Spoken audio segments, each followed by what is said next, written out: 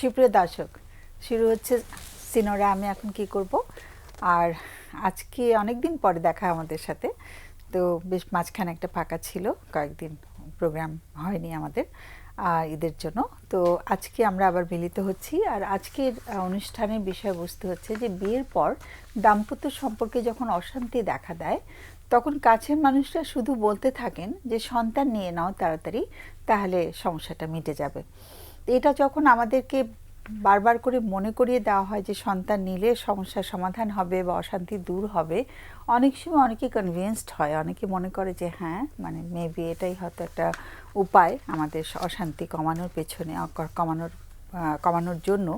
তো সেই রকম একটা যখন আমরা শুনতে থাকি চারপাশ থেকে, বিশেষ করে কাছের মানুষদের কথাকে আমরা গুরুত্ব বেশি দেই, তখন অনেকেই এরকম একটা সিদ্ধান্ত নিয়ে ফেলে যে ঠিক আছে, সন্তান নিয়ে ফেলি, তাহলে বোধহয় আমাদের অশান্তিটা একটু কমবে।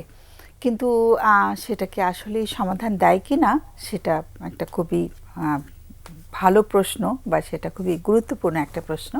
তো আজকে আমরা আলোচনা করব এই বিষয়টি নিয়ে। আলোচনার ধারাবাহিকতায় অনেক কিছু কথাই হয়তো চলে আসবে, অনেক কেস প্রেজেন্টেশন, কেস হয়তো ওরা আমাদের যারা অতিথি আছে তারা হয়তো কোনো কেস নিয়েও আলোচনা করতে পারে। তো আমি পরিচয় করিয়ে দিচ্ছি যারা আমাদের অনুষ্ঠানে আজকে এসছে। একজন হচ্ছে ডক্টর ফায়জা আহমেদ, তোমাকে স্বাগত অনুষ্ঠানে। তুমি সাইকোথেরাপিস্ট হিসেবে কাজ করছো। আর আরেকজন হচ্ছে মাকসুদ মালিক, তুমি কাউন্সিলর বলছো নিজেকে, বাট আমি তোমাকে সাইকোথেরাপিস্টই বলতে চাইবো। তো আসলে মানে কাউন্সিলর শব্দের চাইতে সাইকোথেরাপিটা অনেক বেশি মিনিংফুল, এবং আমরা সবাই থেরাপি করছি আসলে। তো আমরা একসাথে যাত্রা করেছি অনেক বছর, আমরা একসাথে ট্রেনিং নিয়েছি। তো আমাদের এই যাত্রাটার সূত্রে কিন্তু আমরা অনেক দিন ধরে একটা নিজেদের মধ্যে একটা সুন্দর বন্ধন আমাদের আছে, যেটা আমরা মনে করি। তো কে আগে বলবে, মাকসুদ না ফায়জা? অসুবিধা নেই, মাকসুদ শুরু করেন। আমরা তো অনেক সময় আছে যে যারা কাজ করি তাদের অভিজ্ঞতা থেকে অনেক সময় অনেক কথা আমরা বলি, কিন্তু আবার যাদের অভিজ্ঞতার আলোকে আমরা কাজ করি তারাও কিন্তু এই সম্পর্কে অনেক কিছু বলে। যেমন আমরা দাম্পত্য জীবনের অনেক ইস্যু নিয়ে যখন কাজ করি, আমাদের একজন বিখ্যাত মনোবিজ্ঞানী, আমরা যাকে তার থিওরিটা আমরা প্র্যাকটিস করি, গটম্যান বলি আমরা, উনি একটা সুন্দর কথা বলেছে যে সুখী দাম্পত্যের ফলাফল হচ্ছে সন্তান, কিন্তু সন্তান দাম্পত্য জীবনের সুখ তৈরি করতে পারে না। তাহলে উনি কিন্তু ওনার গবেষণার ফসলের এই উক্তিটা কিন্তু উনি দিয়েছেন।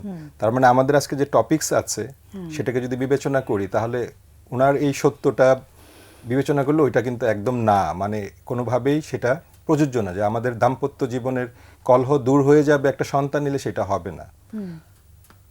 আরেকজন আছেন লিউ জনসন, উনি যেটা বলেছে যে আমাদের দাম্পত্য জীবনে যখন সমস্যা তৈরি হয় তখন উনি আবেগ নিয়ে কাজ করেছেন, আবেগের থিওরিও দিয়েছেন যে আমাদের আবেগের যে দূরত্বটা তৈরি হয়, সে আবেগের দূরত্ব সরানোর জন্য সন্তান কোনো দায়িত্ব নিতে পারবে না, বরং সেটা আমাদেরকেই হাজব্যান্ড ওয়াইফ হিসেবে দূর করতে হবে।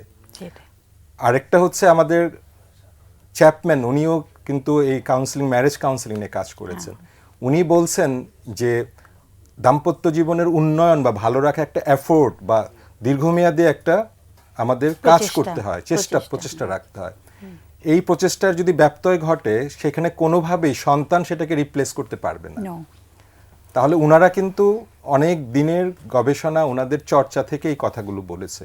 আমরাও যখন প্র্যাকটিস করতে গিয়ে কিন্তু আমাদের অভিজ্ঞতাগুলো ঠিক তাদের মতোই মনে হয়েছে। কারণ যেটা আসলে আমরা বলি না, একটা গাছের যদি মূলে কোনো সমস্যা হয়, রুটে, সেটার যদি আমরা চিকিৎসা না করি, গাছের পাতা যদি মরে যায়, তাহলে কিন্তু উপরে ওষুধ দিলে কোনো কাজ হবে না। তাহলে যারা আমরা একটা সন্তানকে আনার দায়িত্ব প্রথমে নিয়েছি, যে আমরা হাজব্যান্ড এবং ওয়াইফ হয়েছি, আমাদের ভিতরের যে দ্বন্দ্ব রয়েছে সেটা নির্মূল করার দায়িত্ব কিন্তু আমাদেরই। কিন্তু সেইখানে আমরা অন্যদের কথায় প্রভাবিত হয়ে যখন একজন সন্তান আনছি, আপনি দেখেন আমাদের কিন্তু নতুন একটা রোল ক্রিয়েট হয়েছে। হাজব্যান্ড ওয়াইফ হিসেবেই তো আমরা নিজেরা ঠিক করতে পারলাম না। একদম। সেখানে যখন একজন ওয়াইফ মা হিসেবে তার রোলটাকে ক্রিয়েট করছে, একজন বাবা সেই সন্তানের বাবা হিসেবে করছে, হাজব্যান্ড থেকে বের হয়ে এসে, তখন কিন্তু তাদের একটা দায়িত্ব বেড়ে যায়, তাদের সময়ের বিভাজন হয়। তাহলে আমরা যখন দুজন ছিলাম, হাজব্যান্ড এবং ওয়াইফ, আমরা যখন আমাদের এই ছোট ছোট দ্বন্দ্বগুলোকে মীমাংসা করতে পারিনি, সময় এফোর্ট দিতে পারিনি, আমাদের নানা রকম স্ট্রেস ছিল, সেটা সন্তানের আগমনের ফলে আমাদের কিন্তু অনেক রেসপন্সিবিলিটি বেড়ে যায়, আমাদের কাজের ব্যাপ্তি অনেক বেড়ে যায়।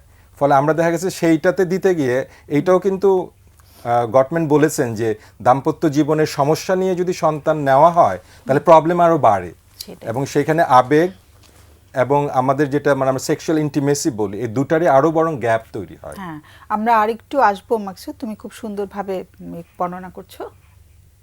আমরা একটা ফোন নিয়ে আসি। হ্যাঁ, জি। হ্যালো। আসসালামু আলাইকুম। ওয়ালাইকুম সালাম। জি ম্যাডাম, আমি আমার একটা ব্যক্তিগত বিষয়ে আপনার সাথে শেয়ার করতে চাই যে শিওর, ক্ষতি একটা যদি বলতে। আমরা শুনছি সবাই। জি ম্যাডাম, আমি দীর্ঘ আজকে 12-14 বছর পর্যন্ত আমি একটু মানসিক সমস্যায় ভুগতেছি এবং সাইকোথেরাপিও নিয়েছিলাম 2-3টা সেশন। আচ্ছা আমি দেশের বাইরে থাকি যে এখন থেরাপি নেওয়া সম্ভব না, আচ্ছা কিন্তু আমি এই কন্টিনিউ ডাক্তারের ফলো আপে আছি। আচ্ছা আমার পোস্টটা ডাক্তার শনাক্ত করতে হচ্ছে নিঃসঙ্গতা,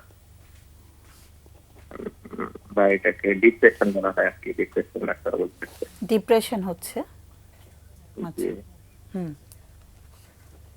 তো দীর্ঘদিন পর্যন্ত আমি ওষুধ খেয়ে যাচ্ছি, এখনো ওষুধ কন্টিনিউ করতে বলতেছে ডাক্তার, কিন্তু আমি ওষুধ না খাইলেও দেখলাম 2-1 দিন যদি না খাই ভালো থাকি, কিন্তু এরপরে একটু সমস্যা দেখা দেয় আর কি। হয়তো মাথা ঘুরায়, এই সামান্য একটু এদিক সেদিক লাগে, বা স্বপ্নে এদিক সেদিক আজে বাজে স্বপ্নে দেখি, এগুলো চলতেই থাকে।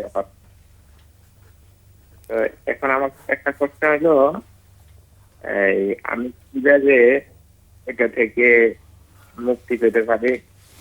আর একটা প্রশ্ন হলো ম্যাডাম, আমার দীর্ঘদিন পর্যন্ত এই জীবনের নানাবিধ সমস্যার কারণে বা কি কারণে জানি না, আমার কেন জানি মনে হচ্ছে এই 50 ঊর্ধ্ব বা 50 থেকে 60 এরকম বয়স অনেক মহিলাদের ভিতরে আমি পাস খাই।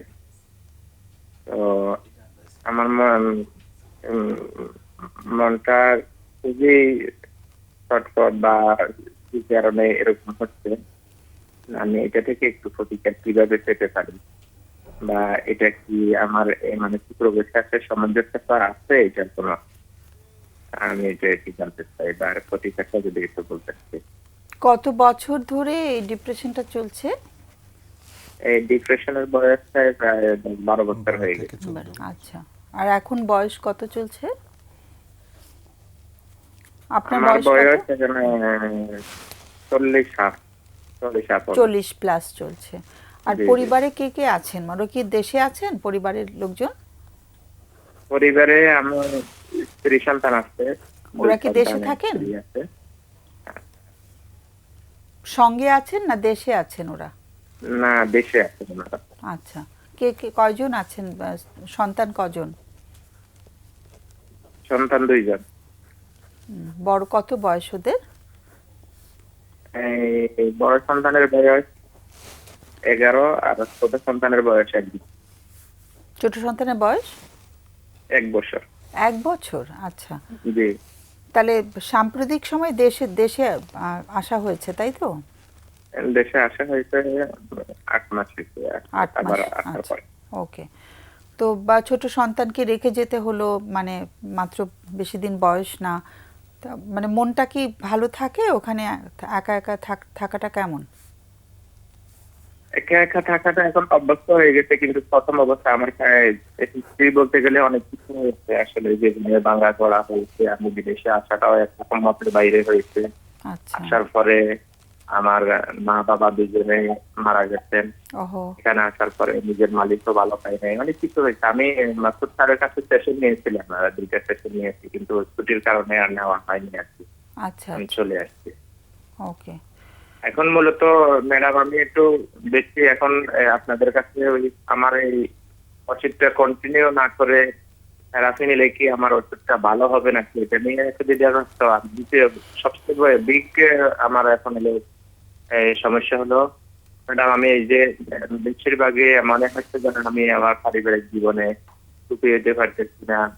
মনে হচ্ছে যেন আমি এই আমার মার বয়সী বা আমার থেকে বয়স্ক কোনো মানুষ আমার মা চাচিরা যেরকম আমাদেরকে আগলিয়ে রাখে, মনে হচ্ছে যেন আমি এরকম বয়সী কোনো মহিলার সাথে যদি নিজের জীবনটা সেটিং করতে পারি, তাহলে মনে হয় যেন আমি একটু সুখী হইতে পারবো, বা আমি একটু একটা ছায়া পাবো, বা এরকম মহিলাদেরকে আমার ভালো লাগবে সত্যি কথা বলতে।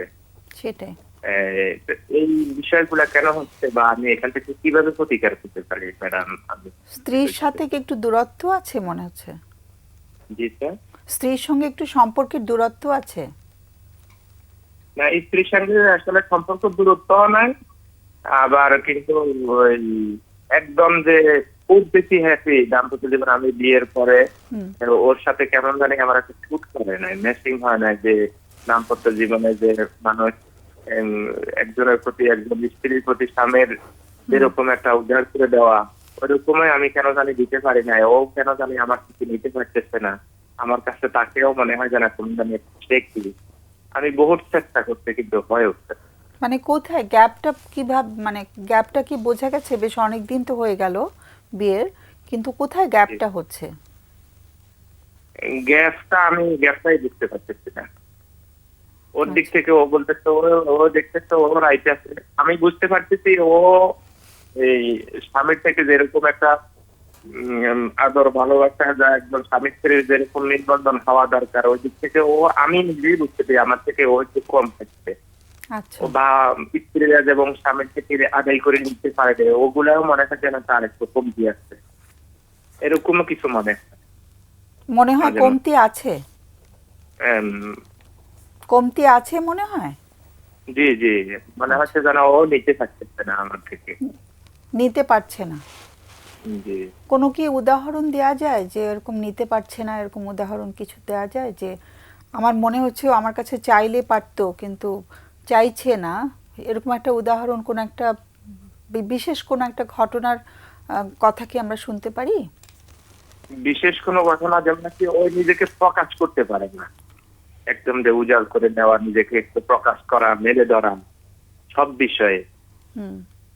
যেমন নাকি আমি কোনো একটা জিনিস তাকে গিফট করলাম, কোনো একটা জিনিস দেখলাম, আমি তাকে উৎসাহ দেখি না, খুশি দেখি না। ওকে আমার পরিবারে একটা যে খুব সুখী, আচ্ছা, ওটাও বুঝি না, আবার যে দুঃখী তাও বুঝি না। খুশিটাও বোঝা যায় না, দুঃখীটাও বোঝা যায় না। মনে আচ্ছা, মানে ভালোবাসার প্রকাশটা কি কম ওর ভেতর থেকে, নাকি কি হচ্ছে? ওইটাও আমার মনে হয়। ওকে, কিন্তু ও কি চায়, যে ও কি বলে যে তুমি তো আমাকে ভালোবাসো না, তুমি আবার চাচ্ছ আমার কাছ থেকে, এরকম কি বলে? না, ভালোবাসো না সেটা বলে না, কিন্তু সে আমার থেকে কিছু ভালোবাসা মাঝে মধ্যে বোঝা যায় যে সে কিছু একটা মিস করে। আচ্ছা, ওর কোনো অভিযোগ আছে? কিছু অভিযোগ বলে? অভিযোগ আমি পাই না। ওর একটা বিষয়, ও অভিযোগও করে না, এই আবার খুব বেশি কোনো কিছু পাওয়া পাওয়া বুঝি না। আচ্ছা, এই যে তাকে আমার কাছে খুব যেন সে কি মনে হয়। আচ্ছা, ওকে। আর দেশে আসলে কতদিন থাকা সম্ভব হয় চাকরির জায়গা থেকে? দেশে আসলে আমি 3-4 মাস থাকি। আচ্ছা, আমি যতক্ষণ থাকি তাদেরকে সময় দেওয়ার চেষ্টা করি, বা সময় দেওয়া হয়। বাচ্চাদের সাথে সম্পর্কটা ভালো আছে?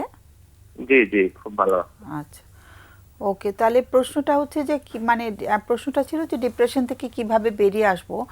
এক ধরনের ডিপ্রেশন হচ্ছে ক্লিনিক্যাল ডিপ্রেশন, মানে এটা হচ্ছে যে আমার কোনো মানে কোনো মস্তিষ্কের কোনো মানে কিছু কিছু ওঠানামা করে কেমিক্যালগুলো, সেটাকে কেমিক্যাল ডিপ্রেশন, ক্লিনিক্যাল ডিপ্রেশন বলে।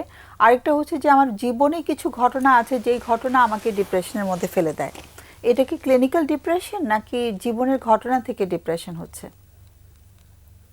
এই যেমন নাকি মাকসুদ স্যারের সাথে আমি যখন সেশন করছি, মাকসুদ স্যার আমার দুই একটা বিষয়গুলো এরকমই বাইর করছে, আমার জীবনের কোনো ঘটনা প্রবাহ থেকে আমাদের ঘটনা প্রবাহ থেকেই হচ্ছে।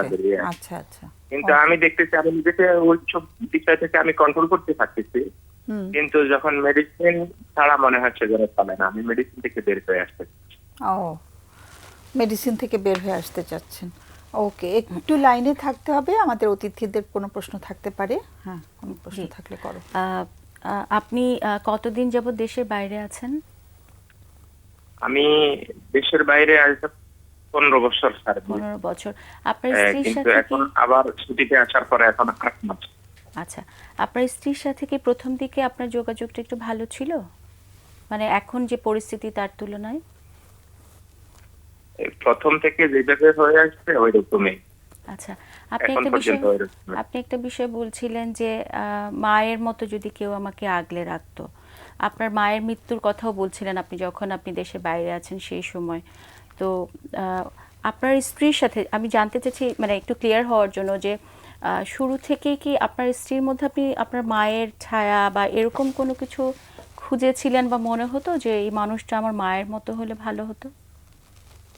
মায়ের মতো জাস্ট তাই না, কিন্তু মনে হয় যেন আমি যদি তার সাথে যদি একটু পরিপূর্ণতা পাইতাম, এই স্বামী স্ত্রী দুইজন যদি দাম্পত্যের জন্য খুব বেশি হ্যাপি হইতাম, তাহলে মনে হয় যেন আমি মায়ের আদর, আমার পারিপার্শ্বিক বিষয়গুলো আমি একটু হয়তো বা ভুলিয়ে যেতে পারি। আর আপনার এরকমই দৈনন্দিন মনে হয়। রুটিনটা কেমন ওখানে? জি, আপনার দৈনন্দিন রুটিনটা কেমন আপনি যেখানে আছেন? আমার দৈনন্দিন রুটিনটা আমি বেশি এখানে খুব বেশি ব্যস্ত থাকি না। আচ্ছা, কাজকর্ম নেই বললেই চলে।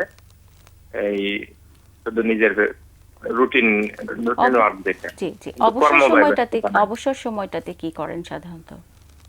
অবসরের সময়টাতে আমি হয়তো দেখা গেছে নিজে নিজের তেলাওয়াত করি, পড়ালেখা করি, হয়তো মোবাইলে একটু সময় কাটি। ওকে। মাকসুদের প্রশ্ন। শুধু মানে আপনার ওয়াইফের, ওনার বয়স কেমন? জি, আপনার ওয়াইফের বয়স কেমন, মানে কত? ওর বয়স হচ্ছে 35 হবে, 35-36। মানে 35? 35।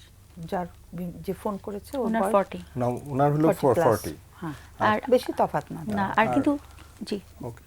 আর এমনি এটা কি পছন্দের বিয়ে ছিল, না মা বাবা বিয়ে করেছে আপনি? না, এটা পছন্দ দিয়েছিলেন না, এটা পারিবারিক ব্যাপার। তখন কি আপনি এগ্রি করেছিলেন, মানে পছন্দটা কি আপনি মেনে নিয়েছিলেন না বাধ্য হয়েছিলেন? আসলে একরকম বাধ্য ছিলাম, আর বিদেশে যেহেতু আমার একটু ছুটির সময় কম ছিল, আচ্ছা আমি চাইছিলাম এখন বিয়েটা না করি, এই পরবর্তীতে সময় নিয়ে আসি করি, কিন্তু তখন আমার ওই আম্মা ছিল না, আমার বাবা শেষ মতে ছিল, আমার বাবাই আমাকে বেশি বাধ্য করতে বিয়েটা করার জন্য। আচ্ছা। আর এই যে প্রথম সন্তান থেকে দ্বিতীয় সন্তানের একটা বড় গ্যাপ, এইটা কি আপনারা প্ল্যান করে নিলেন এই সন্তানটা, নাকি ভাবলেন যে আপনাদের দাম্পত্য জীবন একটু ভালো হবে সেই জন্য একটা আবার বাচ্চা এটা নেই? এটা স্যার আমার ভিতরে একটা প্ল্যান ছিল, আমি নিজে ইচ্ছে করে, এটা আমার আমার পরিবারের ইচ্ছা ছিল না, আমি নিজে প্ল্যান করতে, আমি নিজ থেকে চেষ্টা করে গ্যাস নিচ্ছে। একটা পর্যায়ে মনে হচ্ছে যেন আমি মনে হয় আত্মীয়তা অচ্ছিন্ন করে ফেলাই, আমি বেশি হ্যাপি না। শিশু কিন্তু নিলে হ্যাপি পরবর্তীতে হবে না? যখন সন্তানের প্রতি মায়া জাগবে, তারপরে আবার কন্টিনিউ করে না, এই আমাদের বাংলাদেশের সিস্টেম অনুযায়ী, সিচুয়েশন অনুযায়ী অন্য কিছু করা যাবে না, আমি এটা নিয়ে একই থাকার চেষ্টা করি, আমার পরিবার নিয়ে, সদস্য নিয়ে, এখন এইভাবেই কন্টিনিউ। ঠিক। কিন্তু স্যার আমি ওই বেশিরভাগই আমি বয়স্ক মহিলাদেরকে আমি খুব বেশি আচ্ছা। ভালোবাসি, মানে আর এমনি শেষ দেখতে একটা মনে আমার, হয় যেন এমন একজন যদি আমার হতো। ঠিক আছে, আমার শেষ জানা, মানে এই অসুখের বাইরে আপনার আর কোনো বড় ধরনের অসুখ বিসুখ কি আছে? অনেক সময় যেমন আমরা বলি উচ্চ রক্তচাপ, ডায়াবেটিক্স বা আদার্স অন্য কোনো জি কিছু স্যার, আছে? আমার ডায়াবেটিস। আচ্ছা আমি একটা জি, প্রশ্ন ডায়াবেটিস করব, আছে জি। স্যার। আপনি আর একটা কথা না, আপনি অনেকবারই বলছিলেন যে বয়স্ক মানুষদের প্রতি আপনার মনে হয় এটা একটা ধারণা। এই ধারণাটার পেছনে কি কোনো অভিজ্ঞতা আছে, কোনো ঘটনা আছে কিনা, বা কারোর সাথে আপনার এরকম কিছুটা আছে না হয়তো যোগাযোগ, বা এরকম কোনো ব্যাপার আছে কিনা যেখান থেকে আপনার আরো মনে হচ্ছে যে ওই মানুষটা বয়স্ক হলে, ম্যাচিউরড হলে আমাকে আরো বেশি ভালো বুঝতো, এরকম কোনো অভিজ্ঞতা আছে কিনা? এই অভিজ্ঞতা আমি একটু যখন নাকি আমার মা চাষিদেরকে ফলো করতাম, এবং আমি অন্য অন্য জায়গাতে যখন আমার চলাফেরার কমিউনিকেশন অনেক মায়েদেরকে দেখছি, যেমন নাকি আমাদের এই ম্যাডামের মতো এরকম বয়স্ক লোকজনরা যারা আছে, তারা পরিবারের সবাইকে ছায়ার মতো আগলে রেখে সবাইকে সমানভাবে কেয়ার করে, টেক কেয়ার, ভালো মন্দ সবকিছু একটা বিচার করে, মনে হচ্ছে যেন একটা ছায়ার মতো থাকে। আমি এটা ছায়াটাই আমি- মিস করে জি, দিচ্ছি। আপনি যখন দেশে যান তখন আপনার স্ত্রী আপনার সন্তানদেরকে তো যত্ন করছেন যেহেতু আপনি দূরে থাকেন, সন্তানদেরকে আপনাকে আপনার পরিবারটাকে কি ওভাবে ঠিক আগলে রাখতে পারছেন না এরকম মনে হয় আপনার? জি না, জি না, আমার মনে হয় যেন আমি পাচ্ছি মানে পাচ্ছি আপনার এবং খুব ভালোভাবে পাচ্ছি, সবাই আমার প্রতি হ্যাপি। আপনার স্ত্রী রাখতে পারেন কিনা আপনার সন্তান, এবং আপনি যখন দেশে ছিলেন এবার সন্তান নিলেন সেই সময়টা থেকে উনি ওনার সন্তান এবং আপনাকে, আপনারা যখন ছিলেন পরিবারকে আগলে রেখেছিলেন? যেমন নাকি একটা দিক পারে, ওভারঅল একটা পরিবার হিসাবে পরিবার আমার দিক থেকে আমি যেভাবে আছি এইভাবে যদি সকলকে যেভাবে মেনটেন করে চলা, আমার মনে হয় যেন এগুলো তার একটু কমতি আছে। আপনার সন্তানদের প্রতি উনি যত্নশীল? জি, মানে আপনাদের যত্নশীল। যত্নশীল, ঠিক আছে। আর কি কেউ থাকে সঙ্গে, নাকি শুধু স্ত্রী আর সন্তানরাই থাকে দেশে তাদের বাড়িতে? জি, বাড়িতে কি স্ত্রী সন্তানরাই শুধু আছেন, নাকি আরো কেউ আছেন সঙ্গে? এখন ও আমার বাড়িতে নাই। আমি বিয়ে করার পর থেকে আসলে আমাদের বাড়িতে ও কন্টিনিউ করে না, ওদের বাড়িতে। আমার বাড়িতে আমি যতটুকু চেষ্টা তার সব কিছু অ্যারেঞ্জ করে রাখছি, কিন্তু সে এইগুলোর সাথে মানিয়ে নিতে পারছে না। একটা লোক দাম্পত্য জীবনে ভালোবাসার জন্য মানে গাছতলায় তো একসাথে বসবাস করে, হুম। কিন্তু ওভারঅল তার জন্য আমি সব কিছু রাখতে, কিন্তু সে পারে না। সে কি তার বাবা মার সাথে জন্যই থাকে? আমি দেখতেছি তার বাবার বাড়িতে বেশি কন্টিনিউ করে, আচ্ছা। ওখানেই থাকে। এটা নিয়ে একটা মনোকষ্ট আছে। আছে ভিতরে মনে কষ্ট আছে, এটা অনেক সময় তাকে প্রকাশও করি, হুম। ওকে বলিও যে সবকিছু যদি এইভাবে যদি নেওয়া যায়, তো তুমি যদি এইভাবে পারতা, তোমার এইভাবে হওয়া দরকার ছিল। আচ্ছা, আপনার প্রত্যাশাটা কি আমি ছিল এটা যে আপনার পরিবারের সদস্যদের সাথে উনি থাকবেন এরকম? আমার পরিবারে এখন সত্যি বলতে কি আমি একা, আমার ভাইয়েরাও তাদের তাদের সংসার নিয়ে ভিন্ন, মা নাই বাবা নাই, এরকম কিছু নাই যে সবাইকে নিয়েও থাকতে হয়।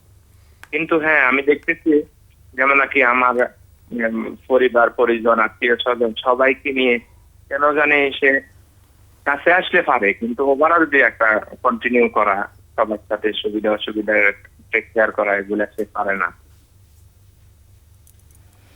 ঠিক আছে। ঠিক আছে, একটু আমি ডিপ্রেশনটা নিয়ে আর একটু শুনতে চাচ্ছিলাম যে ডিপ্রেশনটা কি কবে থেকে শুরু হয়েছে ডিপ্রেশনটা?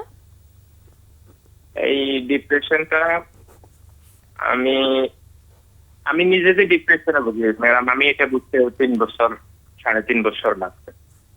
প্রথম আচ্ছা। অবস্থায় আমার এটা নিজেকে বুঝতেই পারিনি হুম। যে আমি ডিপ্রেশনে। যখন আমি মাসুদ স্যারের সাথে যখন আমি কাউন্সিলিং করি, আর যখন আমার বিভিন্ন বিষয়গুলো যখন আমাকে বুঝেছিল, তখন আমার বিশ্বাস হচ্ছে যে আমি একজন অসুস্থ রোগী ডিপ্রেশনে।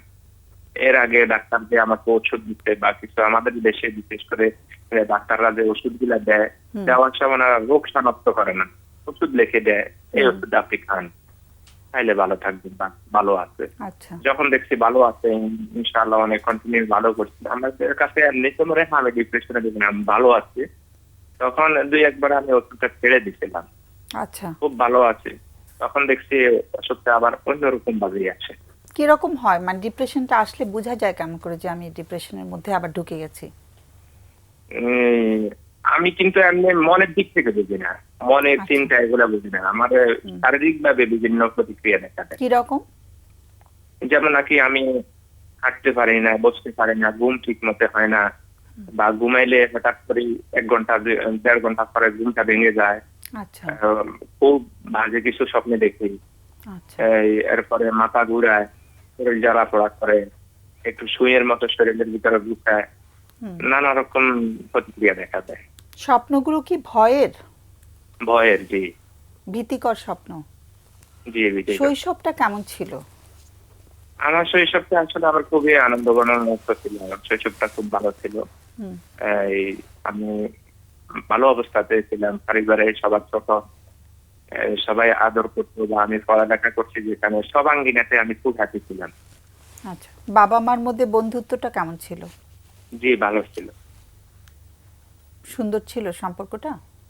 জি সম্পর্কটা সুন্দর ছিল। আর কোনো প্রশ্ন না থাকলে ছেড়ে দেব। হ্যাঁ, অনেক দূর থেকে আমাদেরকে ফোন করেছেন, আমরা খুব ভালো ফিল করছি। হ্যাঁ, আমাদের সবার শুভকামনা থাকলো। হ্যাঁ, আমরা দেখি আমরা কোনো আলোচনার কিছু বেরিয়ে আসে কিনা। অনেক অনেক ধন্যবাদ ফোন করার জন্য। হ্যাঁ, তো আমরা বিরতি থেকে ঘুরে আসি, ছোট্ট একটা বিরতি তো আমাদের নিতে হয়, ঘুরে এসে তারপর আমরা এই ফোনটা নিয়ে আবার আলোচনা করব। সুপ্রিয় দর্শক, আমরা ছোট্ট একটা বিরতিতে যাচ্ছি বরাবরের মতো। সিনোরা আমি এখন কি করব অনুষ্ঠান থেকে ফিরে আসবো একটু পরেই, আমাদের সঙ্গে থাকবেন।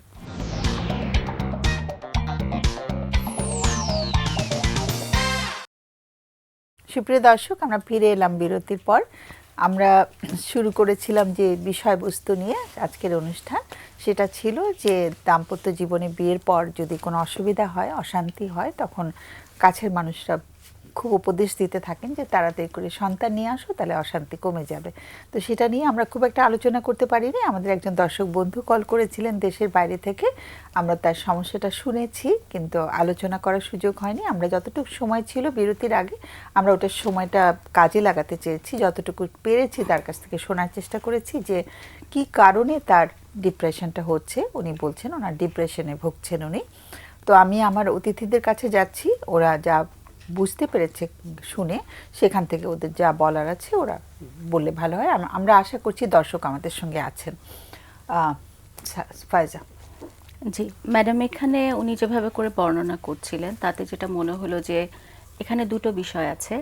একটা হলো যে ওনার মেডিসিনের ব্যাপারটা বা যে ডায়াগনোসিসের ব্যাপারটা, ওটা উনি কিন্তু একটা পর্যায়ে কনফার্ম করেছেন যে ওনার থেরাপিস্ট ডায়াগনোসিস করেছেন এবং তারপর উনি মেডিসিনে ছিলেন। তো ট্রিটমেন্টের পার্টটা নিয়ে যদি আমি আসি, সেই জায়গাটাতে উনি যেমন, ওটা আমাদের জিজ্ঞেস করা হয়নি যে উনি যখন বেশ কিছুদিন দেশে ছিলেন তখন ওনার যারা ক্লিনিশিয়ান ছিলেন, ওনার থেরাপিস্ট এবং ডক্টর ওনাদের সাথে কমিউনিকেট করেছিলেন কিনা। মনে হলো যে উনি মানে রিসেন্ট টাইমে উনি কমিউনিকেট করেন নাই। মানে মাঝখানে এই যে রিসেন্টলি যখন দেশে এলো, জি সেই জায়গাটা উনি বলেননি, বলেছে যে তখন করেছিলেন বেশ আগে। তো সেখানে যেহেতু ওনার সাফারিংসটা আছে এবং উনি একটা জায়গায় বলেছেন যে উনি 2-3টা সেশন নিয়েছেন এবং ওখানে একটা ইন্ডিকেশন আছে যে ওনার কিছু লাইফের ইভেন্ট আছে যেটা হয়তো পেইনফুল বা ওনার এই যে ডিপ্রেশনটাতে কন্ট্রিবিউট করেছে। তো আমি ওনাকে এটাই বলবো যে উনি যদি ওনার থেরাপিস্টের সাথে, যেহেতু এখন বেশিরভাগ থেরাপিস্টদেরকে আসলে অনলাইনে কানেক্ট করা যেতে পারে, ওটা উনি ট্রাই করতে পারেন। সেক্ষেত্রে উনি হয়তো যোগাযোগ করতে পারেন ওনার থেরাপিটা কন্টিনিউ করা। আর থেরাপিটা কন্টিনিউ করার সাথে সাথে মেডিসিনটা যদি উনি অফ করে থাকেন, এটা কতদিন আগে দেখিয়েছেন, কি ডোজে ছিল, ওখানে কারোর সাথে কনসাল্ট করেছেন কিনা, সেক্ষেত্রে যদি অফ করে থাকেন আবার হঠাৎ করে শুরু না করা বা এই যে অন অ্যান্ড অফ করা, এটাতে ওনার যে শারীরিক অসুবিধাগুলো বলছে সেটা তো অবশ্যই তার মস্তিষ্কের যে ওই যে নিউরোকেমিক্যালগুলো, এটার উপর একটা প্রভাব আছে। তো সেটার কারণে কিন্তু তার এই শারীরিক অস্বস্তি হচ্ছে। আর তার সাথে সাথে আমার কাছে যেটা মনে হচ্ছে যে উনি একটা প্রত্যাশা দীর্ঘমেয়াদী নিজের মনের ভেতরে রেখেছেন, একটা ছবি এঁকেছেন যে আমার পার্টনার কেমন হবেন। সেক্ষেত্রে আমি বলবো যে ওনার পার্টনারের সাথে এই বিষয়টা নিয়ে কথা বলা, যে আমি তোমাকে এভাবে দেখতে চাই। একই সাথে আমি এটাও বলবো যে ওনার পার্টনারের কাছ থেকেও জানতে চাওয়া, যে উনি বললেন যে ওনার পার্টনার ওনার সাথে অল থ্রু ভালো কিন্তু ঠিক কানেকশনটা নেই। তো যেহেতু দুজন দুজনের সাথে আছেন এবং দুটো সন্তান আছে, দুজন ওই যোগাযোগটা করে নিতে পারে কিনা, যোগাযোগটাতেই আসলে অসুবিধা হয়ে যায়। যে আমি ধরে নিয়েছি আমার পার্টনার যদি মায়ের মতো হতো তাহলে তার সাথে আমি ভালো থাকতাম। আবার ওনার ওয়াইফের দিক থেকেও নিশ্চয়ই কিছু বলার আছে। তো ওনাদের নিজেদের মধ্যে এই যোগাযোগটা করা, এবং ওনার যেহেতু রিসেন্টলি আবার প্যারেন্টস হয়েছেন, আরেকটা সন্তান এসেছে, তাহলে আমাদের আজকের যে টপিকটা আছে যে পরিবারে হয়তো ঠিক ওই হারমোনিটা নাই, ওই ছন্দটা নেই, সেই ছন্দের মধ্যে আরেকজন সন্তান এসেছে, সেই সন্তানদের ভালো থাকার জন্য ওনাদের জন্য যোগাযোগটা করাটা বেশি জরুরি। তার সাথে সাথে ওনার যে প্রত্যাশাটা, এটা ছোট ছোট করে ওনাকে বলা যে উনি কিভাবে চান। আমরা অনেক সময় আমাদের ক্লায়েন্টকে বলি যে আপনি তাহলে বলে দেন আপনার পার্টনার কিভাবে করলে আপনার ভালো লাগবে। ওনারা যেটা করেন যে একটা ধারণা দেন, কিন্তু আরেকজন মানুষ শুধু বুঝতে পারে না যে এটা কেমন হলে ওনার কাছে ভালো লাগবে। তো দুজন দুজনকে কিন্তু আসলে কিছুটা হলেও কোচ করতে পারে, বলতে পারে, গাইড করতে পারে যে তুমি এভাবে বললে আমার ভালো লাগবে। কারণ সম্পর্কটাতে যেহেতু ওই যে আরও দুটো শিশু আছে, এটাকে ভালো করার জন্য এই চেষ্টাটা করা। আর আমি সর্বোপরি বলবো যে ওনার থেরাপিস্টের সাথে উনি যদি যোগাযোগ করতে পারেন এবং অনলাইনেও যদি পসিবল হয় ওটার কন্টিনিউশনটা করা। কারণ যেটা দেখছি যে বিভিন্ন বিষয় আমাদের থেরাপিতে যেটা হয় যে বেশ কয়েকটা সেশন লেগেই যায় অ্যাসেসমেন্টে, মানে আমরা শুনছি বিষয়গুলো কি, তাতে 2-3টা সেশন তো আসলে কোনোভাবেই তাকে খুব যে হেল্প করবে তা না। উনি হয়তো অনুভব করেছেন যে হ্যাঁ কেউ ওনাকে শুনেছেন এবং বুঝেছেন, কিন্তু এটা মানে প্রসেস করার জন্য যে সময়টা সেটা যথেষ্ট ছিল না। তো ওনার থেরাপিস্টের সাথে উনি যোগাযোগ করতে পারেন। আর মেডিসিনটা নিয়ে এই এক্সপেরিমেন্টটা একদম মানে সাইকিয়াট্রিক মেডিসিনগুলো এভাবে করলে তখন ওনার দীর্ঘমেয়াদী শারীরিকও একটা অসুবিধা হবে। এক্সপেরিমেন্ট বলতে মানে আমার কাছে আচ্ছা, উনি আচ্ছা। যেটা বলছিলেন যে ওনার যখন খারাপ লাগছে উনি কিছুদিন খাচ্ছেন, তারপর আবার বন্ধ করে দিচ্ছেন, হ্যাঁ। আবার উনি শুরু করছেন। কিন্তু সেটা উনি আসলে কতদিন আগে ওনার মানে মনোচিকিৎসককে দেখিয়েছিলেন, তখন ওনার কি পরিস্থিতি, উনি যে কি পরিমাণে যে মেডিসিনটা ওনাকে দিয়েছিল সেটা এখন প্রযোজ্য আছে কিনা, বা সেটাই যে অন অ্যান্ড অফ করে খাচ্ছেন সেটারও তো কিছু অসুবিধা আছে। সেই হ্যাঁ। জায়গাটাই বলছি যে সেটাতে কিন্তু খুব অসুবিধা হয়, অসুবিধা মানে হয়ে আমার যায়। বডিটা তো ডিপেন্ডেন্ট হয়ে যায় ওটার Dependent হয়ে উপরে। যাচ্ছে। আমি আবার দিলাম বন্ধ করে, হ্যাঁ, drug তারপরে withdrawal আবার effect খুব হবে। খারাপ লাগছে, হ্যাঁ। তখন আবার ওষুধ খাচ্ছি, তাহলে হ্যাঁ। কি হচ্ছে আমার ব্রেইনের যে কেমিক্যাল গুলা ও কিন্তু অ্যাডজাস্ট করতে পারছে হ্যাঁ, না ও ঠিক একবার মতো। সাপোর্ট পেয়ে একটু সেটেল করছে, তারপর যখন একটু ভালো লাগছে বন্ধ করে দিচ্ছে, তখন আবার একটা উজ্জ্বল ইফেক্ট হচ্ছে। তখন কিন্তু এই ব্যক্তির মধ্যে সারাক্ষণই মনে হতে থাকে তাহলে তো আমি দীর্ঘমেয়াদী অসুস্থ হয়ে গেলাম, আমার আর সুস্থ হওয়া হবে না। তো ওই আতঙ্কটা থেকেও তখন আবার হয়তো কিছুদিন শুরু করে, আবার একটু ভালো বোধ করলে বন্ধ করে দেয়। তো এইটা তো আসলে বিশেষজ্ঞ চিকিৎসক নির্ধারণ করবেন যে এটা কতদিন চলবে, এটা নিজের হাতে নেওয়া যাবে না, এবং থেরাপিস্টের সাথেও আসলে রেগুলার। মানে থেরাপিস্ট এবং সাইকিয়াট্রিস্ট যিনি মনোরোগ বিশেষজ্ঞ, জি, জি। যিনি ওষুধ প্রেসক্রাইব করেন, দুজনের সাথেই যোগাযোগ করা যোগাযোগটা দরকার আর করা, কি। জি। যোগাযোগ করে চিকিৎসাটা যেন চালু থাকে আর কি, জি। কারণ কষ্ট তো হচ্ছে, কষ্ট না হলে অবশ্যই। এত দূর থেকে আমাদেরকে কল করতেন না, জি, জি।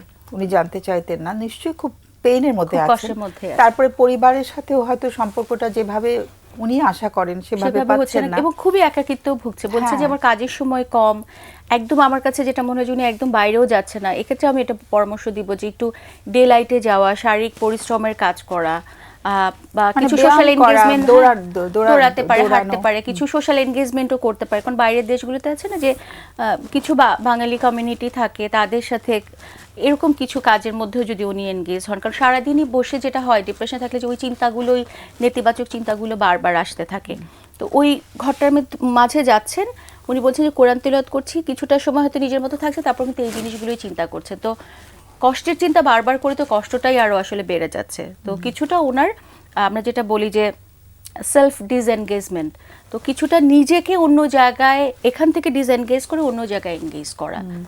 আসলে যেটা হচ্ছে যে ওই যে কষ্ট যখন হয় তখন আসলে সামাজিক জায়গাগুলোতে গিয়ে মানে নিজেকে ভালো লাগে। তাদের সাথে যুক্ত করা অনেক সময় ইচ্ছে করে না। ইচ্ছে করার শক্তিটাও খুব পায় না ওনারা, কিন্তু একদম ফিল করে যে আমি উঠতেই পারছি না, হ্যাঁ। ওটাও একটা ব্যাপার আছে। তো ওই জায়গাটাতেই আমি বলবো যে নিজের ভালো থাকার জন্য একটু কষ্ট করে ওঠা, কিন্তু একটু motivate করা motivate নিজেকে। করা, হ্যাঁ।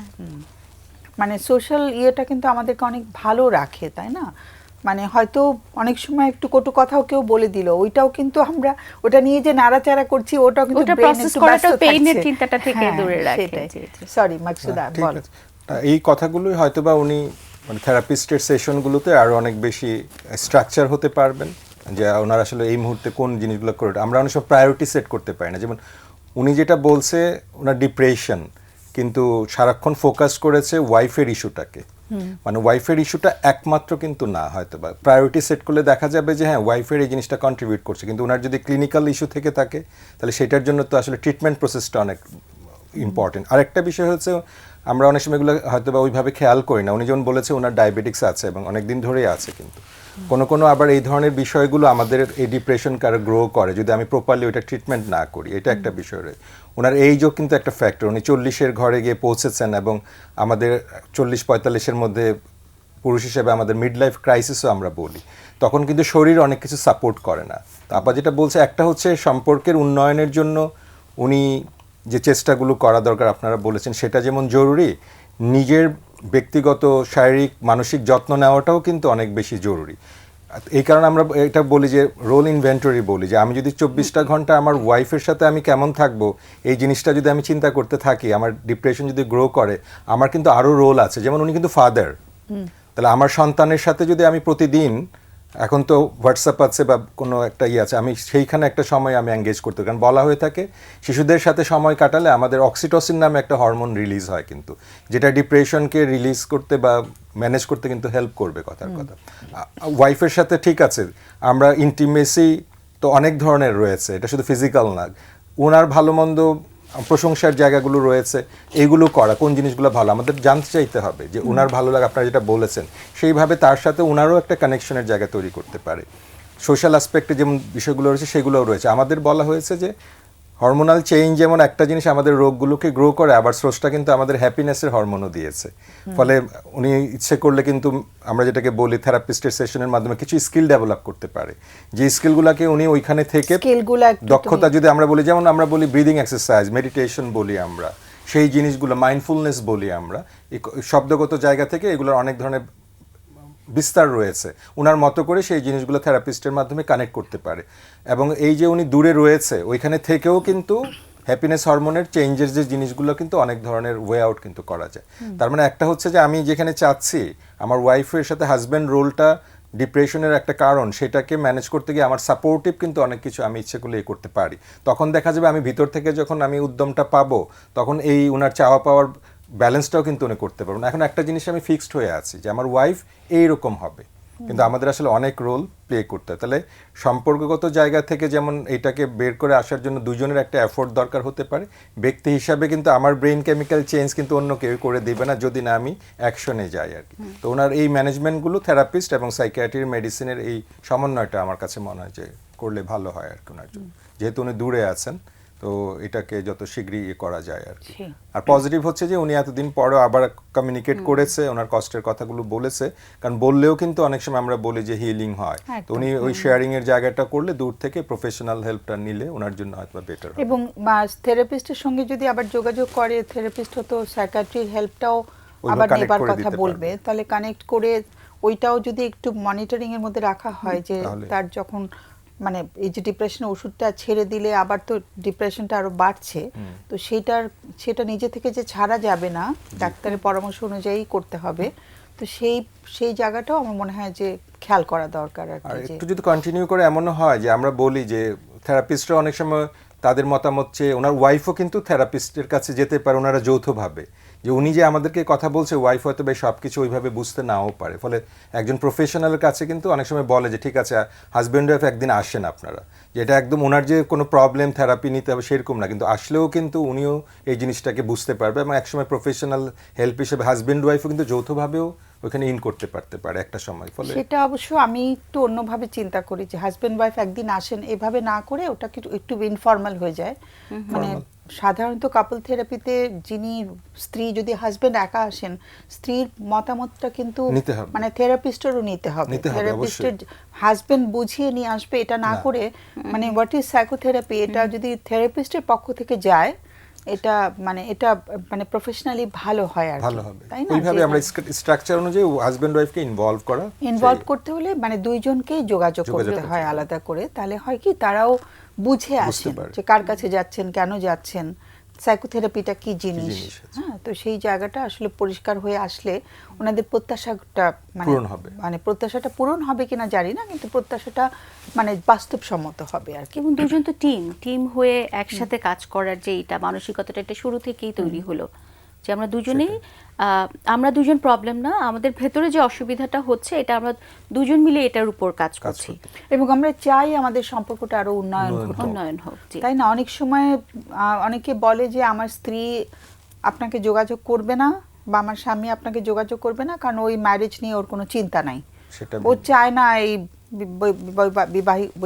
বৈবাহিক সম্পর্কটার উন্নয়ন ঘটুক, কাজে ওর কোনো এটা নিয়ে অসুবিধা ও বোধ করছে না, আমি বোধ করছি। কিন্তু তুমি বোধ করছো বুঝছি, কিন্তু সম্পর্কের উন্নয়নের জন্য তো দুজনেরই মানে যুক্ত হওয়া, পার্টিসিপেশনটা দরকার আছে। ঠিক আছে, তুমি অনেক ডিপ্রেশনে ভুগছো, তোমার হয়তো নিজস্ব তোমার কিছু জিনিস তুমি ঠিক করতে চাচ্ছ, কিন্তু মানে দাম্পত্য সম্পর্কের উন্নয়নের জন্য দুজনের উপস্থিতি দরকার এবং দুজনেরই পারমিশনটা জেনে পারমিশনটা দেওয়া দরকার আর কি, মানে ইনফর্মড কনসেন্ট যেটাকে বলা হয় আর কি। আচ্ছা, আজকে টপিক নিয়ে মাকসুদকে আমি মাঝখানে থামিয়েছিলাম, তুমি কি আর কিছু বলার ছিল? ওইটাই বলছি যে মানে আমরা আমাদের নিজেদের হাজব্যান্ড এবং ওয়াইফ তো একটা রোল, মানে যখন এই রোলটা ক্রিয়েট হয় অনেক সময় আছে যে আমরা সেটার জন্য এফোর্ট দেই না, যে ওইটার নিজস্ব কিছু বিষয় রয়েছে এখানে, আমরা মানসিক এবং আবেগীয় যে বিষয়গুলো রয়েছে দেখা যায় সেখানে ফোনটার সঙ্গে রিলেট করেও কিন্তু আমরা দেখতে পারি সেটাই।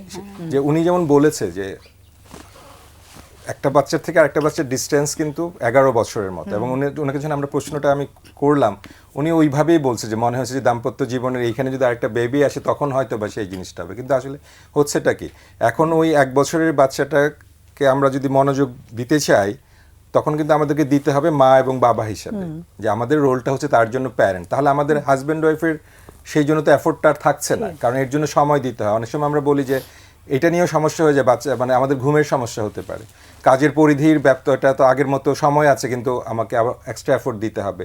বাচ্চার অনেক ধরনের ক্রাইসিস হয়, নিউবর্ন বেবি বা 1 বছর 2 বছর পর্যন্ত আমাদের অনেক ধরনের এফোর্ট দিতে হয়।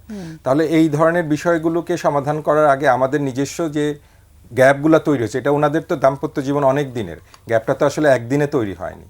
ফলে আমরা যদি একদম প্রথম দিকে এই ধরনের বিষয়গুলোকে সমাধান করতে পারি, আরেকজনকে আনার জন্য রেসপন্সিবল হতে পারি, তাহলে তো আমরা আরেকটা জিনিসকে কেয়ার করতে পারবো আর কি। তাহলে এবং আরেকটা জিনিস দেখেন যে কোনো না কোনোভাবে আমরা হয়তো একজন আরেকজনের এই চাওয়া পাওয়াগুলোকে আমরা বলি যে ওইভাবে কেয়ার করতে পারি না বা সম্মান করি না।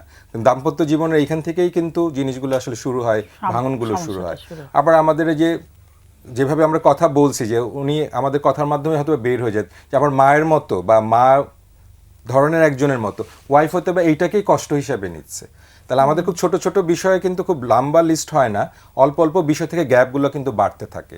ফলে উনি আবার ওনার মার বাসায় থাকেন, এখন ওনার ওখানে থাকার ফলে যে সুবিধা হয় সেটা হয়তো বা আমরা অনেক সময় উপলব্ধি করতে পারি না।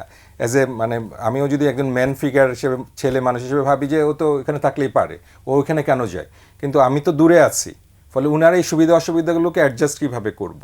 তো এই ধরনের অনেক বিষয় রয়েছে যেগুলোকে আমরা খুব প্রাথমিক পর্যায়ে যদি আলোচনার ভিতর দিয়ে কথা বলে নেই তাহলে সেটা অনেক বেশি সহায়ক হয়। কারণ আমরা বলেছি যে একজন শিশু কোনোভাবেই মা বাবার কোনো কিছুর জন্য রেসপন্সিবল হয়ে তাদের সমস্যার সমাধান করতে পারবে না, একদমই না, বরং ওর সমস্যাই বাবা মা এবং আমরা যেটা আমাদের কাজ করতে গিয়ে যে আমরা যখন চিলড্রেনদের নিয়ে কাজ করি, আমরা দেখেছি যে এই ধরনের সমস্যাযুক্ত মা বাবার যখন হাজব্যান্ড ওয়াইফ হিসেবে রোল প্লে করছে, বরং ওই বাচ্চাটার ব্যক্তিগত জীবনে তার চাইল্ডহুডের অনেক ধরনের ট্রমা সে, আমরা যেটাকে বলি, সে কিন্তু ক্যারি করে। তাহলে আমরা আসলে আমাদের নিজেদের একটা চাওয়া পাওয়াকে আরেকটা শিশুর উপর চাপিয়ে দিয়ে বরং তার জীবনে অনেক ধরনের ইস্যু তৈরি করে, এবং এটা কিন্তু আমাদের কাজ করতে গিয়ে অনেক চ্যালেঞ্জ মোকাবেলা করতে হয় আর কি। ফায়জা, তুমি তো কিছু বলতে পারো না। জি। ও ফোন আছে, সরি, ফোনটা কেটে গেছে। আচ্ছা, আরেকবার তাহলে চেষ্টা করতে বলবো। আচ্ছা, ফোনটা কেটে গেছে দর্শক বন্ধু, আমরা আবার ফোনটা আশা করছি, আবার চেষ্টা করতে হবে কষ্ট করে। বলো। খুব সুন্দর করে মকসুদ ভাই বলেছেন। এখানে একটা যেটা বলবো, যে উনিও যেটা বলছিলেন যে আমি দীর্ঘদিন ধরে ডিপ্রেশনে ভুগছি, কিছু হচ্ছে না, তো একজন শিশুকে পৃথিবীতে আনা, সেই জায়গাটা শিশুকে কিন্তু মেরামতকারী হিসেবে দেখা, যে সম্পর্কের এই টানাপোড়েন, আমি থেরাপিতে গিয়েছি, অনেক চেষ্টা করেছি, সব কিছু করে কিছু কাজ হলো না, তাহলে একটা শিশু এসে এটাকে ঠিক করবে। একেবারেই একটা নবজাতক শিশু, সে কিভাবে সম্পর্কের এই টানাপোড়েনকে ঠিক করবে, মেরামতটা কিভাবে করবে, এটাই একটা সামাজিক ভ্রান্ত ধারণা মানুষের ভিতরে। এটা খুবই স্ট্রং আমাদের সমাজে, এটা খুব স্ট্রংলি ভাবা হয় যে সম্পর্কটা খারাপ যাচ্ছে, একটা বাচ্চা নিয়ে ফেলো, তার মানে একটা বাচ্চা হয়েছে, ছেলে হয়েছে, একটা মেয়ে নিয়ে ফেলো। হ্যাঁ, কারণ এখানে একটা যেটা হয়, মানে নর্মালি যেটা হয় কি, যে একটা শিশু যখন আসে তখন যেটা হয় যে সম্পর্কটা আর ভাঙে না, সামাজিক দায়বদ্ধতার জায়গাটা থেকে তখন ওটা ভিজিবল সবার কাছে, যে ঠিক আছে তাহলে সম্পর্কটা টিকে গেল, টিকে যে গেল, সেই সম্পর্কটার আসলে কোয়ালিটিটা কি হলো এটা নিয়ে আর কেউ চিন্তা করছে না। এবং এই যে বাবা মার তারা যে স্বামী স্ত্রী হিসেবে তারা সেটেল করতে পারে না, বা তাদের সম্পর্কটাকে ঠিক মতো তারা ডিফাইন করতে পারে না, ওই জায়গাগুলোতে তারা একটা খুব সুন্দর জায়গায় পৌঁছাতে পারে না, তার সাথে সাথে তারা আরেকটা নতুন একটা রোল নিয়েছে, মানে এই যে ট্রানজিশনটা, এবং এটা তো আরেকটা নতুন দায়িত্ব। তো দুজন মিলে বোঝাপড়া হলে ওই দায়িত্বটা যত সুন্দরভাবে পালন করা যেত, এটার জন্য তারা প্রস্তুতি না, তারা নিজেরাই খুবই মানসিকভাবে কিছুটা। ফোনটা এসছে আবার, সরি থামালাম তোমাকে। হ্যালো হ্যালো, আসসালামু আলাইকুম। ওয়ালাইকুম সালাম, শুনছি আমরা। জি ম্যাডাম, আমি একটু কথা বলতে চাচ্ছিলাম শিওর। যে আমার ছেলের সম্বন্ধে। আমার ছেলের বয়স এখন 42। আচ্ছা। ওকে বিয়ে করেছিলাম। বিয়ে দেওয়ার পরে আপনার ও ঘর সংসার করছে 7-8 বছর। আচ্ছা। সংসার করার পর আপনার তার একটা সন্তান হয়েছিল, ছেলে সন্তান। আচ্ছা। তো হওয়ার পরে আপনার বেশ কিছুদিন সংসার করার পরে তার স্ত্রী হঠাৎ করে মনে করেন যে আরেকটা ছেলের সাথে পরকে লিপ্ত হয়ে যায়। আচ্ছা আচ্ছা। তো সেটা আমরা জানতাম না, পরে আস্তে আস্তে আপনার গিয়া মানে বুঝতে পারলাম যে মানে আমি না আমার গিন্নি বুঝতে পারছে যে ওর ওয়াইফ আরেকটা ছেলের সাথে কথা বলে মানে মানে একটা ই চলতেছে। আচ্ছা ওর বাইরে ভাই আমরা যখন ওনাকে একটু সম্পর্কটা দেখতে গেলাম যে সত্য কিনা, পরে সে ধরা খাইলো। ধরা খাওয়ার পরে সে প্রথম অস্বীকার করছিল, পরে যাই হোক তার আব্বা তার আব্বা নাই তার আম্মাকে আবার জানানোর পরে সে আসলো, আসিয়া প্রথম অস্বীকার করছে। পরে আপনার গিয়া তার বোন জানতো, তার বড় বোন জানতো যে ওই ছেলেটার সাথে পরকে ছিল, আচ্ছা। পরে স্বীকার করছে আপনার। স্বীকার করার পরে আপনার গিয়া মানে আমাদের সাথে সম্পর্ক মানে যখন স্বীকার করার পরে আমরা ওইটা ওর মারে বললাম। ওর মা পরে মেয়ে জিজ্ঞেস করলাম যে আপনার মেয়ে তো এই ধরনের কাজ করে, তো সংসার তো সে করতে চায় না বা করবেও না। আমার ছেলের জিজ্ঞেস করলাম, তো আমার ছেলে হয়তো কিছু যাই না জানতো, না জানা রাত করে থাকতো আর কি। আচ্ছা আচ্ছা। তো এখন তো মনে করেন যে মেয়েটা পরে নাতিদের দিকে চাই আমরা দুইবার সেক্রিফাইস করছি যে তাকে যে দেখি মানে ভালো করা যায় কিনা চেষ্টা করছি, যে দেখলাম যে না সে মানে টু টাইমস করার পর যে ওই ছেলের সাথে আসক্ত, মানে ওইভাবে কথা টথা বলে। ই করার পরে আমার ছেলেটা মনে করেন যে বউর প্রতি খুব দুর্বলতা আছে আর কি। আচ্ছা।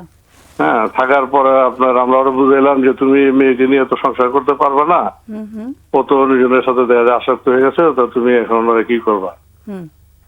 পরে বাধ্য হয়ে সে মানে মানে তার সে ওই মেয়েটা চলে গেল, চলে গিয়ে পরে আমার ছেলে ডিভোর্স দিয়ে দিল। আচ্ছা। ডিভোর্স দেওয়ার পরে আপনার বছর 2-3 যাওয়ার পরে সে আদালতে মামলা করেছিল, যদি আমাদের দোষ নাই সে মামলা কার্যকরী করতে পারে নাই। মানে মেয়েটা ওই মামলা মামলাটা- করেছিল, ওর স্ত্রী জি? মামলা করেছিল, সরি, ওর স্ত্রী মামলা করেছিল। হ্যাঁ, পারিবারিক আদালতে মামলা করেছিল আর কি। মানে সে তার ক্ষতিপূরণ এবং মানে এটি করে মানে সে নিজে ছাড়তে ছেড়ে দিয়ে গিয়ে আবার তা আমার ছেলের বিরুদ্ধে একটা মামলা করছিল আর কি। সেই মামলাটা কিসের মামলা ছিল? নারী নির্যাতন?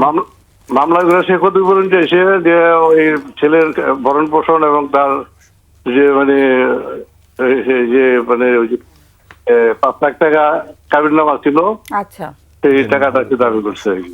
আচ্ছা। আচ্ছা পরে আমরা আবার 12 লক্ষ টাকা স্বর্ণ দিছিলাম। আচ্ছা আদালতে যখন জানাইলাম, সাক্ষী দিলাম, পরে আপনার মামলাটা তারা টিকাইতে পারেনি। আচ্ছা। তারা ইচ্ছাকৃত ভাবে মামলাটা উদ্যোগ করে নিয়ে গেছে। হ্যাঁ, তো আমার নাতির ভরণ পোষণ চাওয়ার পরে আমি আমার নাতিকে আমরা ওই ভরণ পোষণের খরচ যা লাগে সেটা অর্ধ পর্যন্ত দিতেছি। তো এখন হচ্ছে কি ম্যাডাম, আমি মেয়েটা এখন তো আমার ছেলেটাকে বিয়ে দিলে ও তো বিয়ে অন্য জায়গায় বিয়ে করে দিচ্ছে। মেয়েটা বিয়ে করেছেন? জি, মেয়েটা অন্য জায়গায় ওই যে ছেলের সাথে পরকিয়া ছিল সেই সাথে বিয়ে হয়েছে? 2টা বাচ্চা আছে। আচ্ছা। পরে ভাই দেবে জানতে পারে, মানে বলছিল যে বাচ্চাটা ছেড়ে দিয়া ওকে বিয়ে করার কথা। পরে সে বাচ্চা ছাড়ে ওঠে, এই মেয়ে ছেলে গেছে বিয়ে বসে নেই, তো অন্য জায়গায় বিয়ে করছে আর কি। আবার আচ্ছা আচ্ছা। অন্য জায়গায় বিয়ে করার পর পরে আমার ছেলের সাথে আর আমরা যোগাযোগ করতে দেই নেই। আমার নাতিটার সাথে মাঝে মাঝে কথা বলি, তার খরচপাতি দেই। তারপর আপনার আমার ছেলেও মাঝে মাঝে একটু কথা বলে, আমি বেশি একটা বৃত্তি দিই না। তো এখন সে আমাদের এখন আমার ছেলেটা তো মনে করি যে এখন বিয়ে করে নাই, মানে তার প্রতি হয়তো এখন আছে আর কি। এখন আমরা কিভাবে মানে তারা এখান থেকে ফিরে আনতে পারি আর কি। আমরা চাচ্ছিলাম যে ম্যাডাম আপনার ঠিকানা যদি পাইতাম তো ছেলেটা নিয়ে আপনাদের সাথে ছেলেটা কি ওই মেয়ের প্রতি এখনো আকর্ষণ বোধ করছে, ওর যে স্ত্রী, প্রাক্তন স্ত্রী? হ্যাঁ, মনে হয় কিছুটা এখনো দুর্বলতা আছে আর কি। আপনার যেহেতু ছেলেটা বয়স হয়েছে, তো 9 বছর হয়েছে, ছেলেটা ওরা আবার বুঝায়। কিন্তু এখন তো আরেক জায়গায় বিয়ে করে ফেলছে, বাচ্চা হয়ে গেছে, ওই ঘরে একটা মেয়ে হয়ে গেছে। এখন তো আমরা ওই মেয়েটার পক্ষে তো সম্ভব না ম্যাডাম না। বাচ্চাটা কি মায়ের কাছে, যে দুজনের মা? হ্যাঁ, ওর মা নিয়ে গেছে বাচ্চাটা। আমরা বহু চেষ্টা করেছি আনার জন্য, কিন্তু বাচ্চাটা আমরা মানে আনতে পারতেছি না। আসা যাওয়া কি করে দাদা দাদির কাছে আসা হ্যাঁ যাওয়া? হ্যাঁ হ্যাঁ, আমাদের এখানে গত ঈদে আসছিল আপনার। আচ্ছা আচ্ছা। আমি ওকে স্কুল খরচ করে দিয়ে আমার গাড়ি দিয়ে এবার আমি দিয়ে আসছি নানির বাড়িতে। আমি অবশ্য দূরে দিয়ে আসছি নানির টেলিফোন করে, হুম হুম মানে কাছে বাসা কাছে, হাতে ছেড়ে দিয়ে চলে এসেছি। ছেলে বলছে যে ও এখন বিয়েতে মত নাই, ওর ও বিয়ে করতে চাইছে না, না। বিয়ে করতে চাচ্ছি অবশ্য, আর বিয়ে করার পর আমরা ভয় পাচ্ছি যে যদি আবার ওই মেয়ের সাথে হয়ে যায়, engage হয়ে যায়, তাহলে আরেকটা মেয়ের লাইফ নষ্ট হবে না। এখন তাকে আমরা একটা মানে ট্রিটমেন্ট করে মানে ওখান থেকে কিভাবে মানে ফেরানো যায় ম্যাডাম, সেটা একটা পরামর্শ চাচ্ছিলাম। মানে কি করে বোঝা যাচ্ছে যে ওই মেয়েটার প্রতি এখনো অনুরক্ত আছে, এটা বোঝা যাচ্ছে কেমন করে?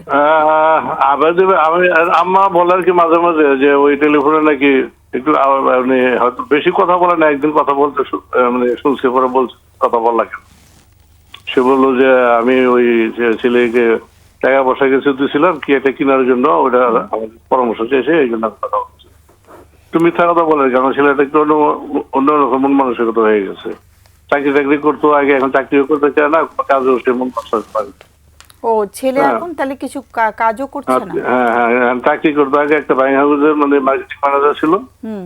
এখন আর ও কাজও করতে চায় না, কোনো যেতেও চায় না। সমস্যা হয়েছে কি আপনার এটা নিয়ে মানে কোনো কথা শোনাতে পারতেছে না। ও তাহলে মানে মানে কোনো ব্যস্ততা জীবনে তাহলে এখন ব্যস্ততাটাও বাদ দিয়ে দিয়েছে, তাই তো? ব্যস্ততা ম্যাডাম, এখন আমি চাচ্ছিলাম তার একটা ব্যবসা বাণিজ্য দেওয়ার জন্য। এখন ব্যবসা বাণিজ্যটা আমার মনে হয় সে ঠিক মতো করতে পারবে না। তার যে মন মানসিকতা, হ্যাঁ। তার মায়ের সাথে খুব বিহেভ খারাপ করে, আচ্ছা আচ্ছা। কথাবার্তা খারাপ বলে, মানে ছোট কথা বলে বেশি। হুম। আমার সাথে হয়তো বই একটু কম বলে, কিন্তু ওর আম্মার সাথে খুব খারাপ ব্যবহার করে। ও কি করে সারাদিন, ও কিভাবে কাটায় ছেলেটা? সারাদিনে হয় কি, আমার মনে হয় রাত্রে সে মানে ওই ইন্টারনেটে হয়তো বেশি একটা করে সময় লস করে। কিসে? দিনের বেলা আপনার সকালে নাস্তা টাস্তা একটু দিলে খায়, ঘুমায়, সারাদিনে ঘুমায় বিকেল পর্যন্ত। মানে কি একটু উঠে করছে বাইরে যায়। রাত্রেবেলা, কি ঘুমাচ্ছে না? রাত্রে মনে হয় ম্যাডাম ঘুমায় না, এই সমস্যাটা এখানে। কি রাত্রে করছে সে রাত্রেবেলা ঘুমায় না খুব কম। ঘুমিয়ে? মানে আর সিগারেটের নেশা আছে, সিগারেট খায়, আর রাত্রে সারাত্রি ওই ইউটিউব দেখে, ইন্টারনেটে হয়তো কিছু দেখে নেয়। ইন্টারনেট এখন এটা থেকে কিভাবে একটা মানে একটা ফিরানোর একটা ব্যবস্থা করা যায়, মানে পরামর্শ চাচ্ছিলাম। আচ্ছা, মেয়েটা যে অন্য একটা ছেলের সাথে সম্পৃক্ত হয়ে গেল, মেয়েটার কোনো অভিযোগ ছিল ওর হাজবেন্ডের ব্যাপারে, সেটা কি শোনা হয়েছে? আমরা তো ওই মেয়েটার বাপ থাকাকালীন এরকম কোনো ব্লেম পাইনি। বাপটা মারা যাওয়ার পরে মানে তার মা প্রতি বেশি হয়, তার মা তারা লাই দিয়া মানে নষ্ট হয়ে ফেলছে, পরে মেয়েটা অন্যদিকে এই ধরনের আসক্ত হয়ে না না, যাওয়াতে। কিন্তু মেয়েটার কোনো অভিযোগ ছিল কিনা?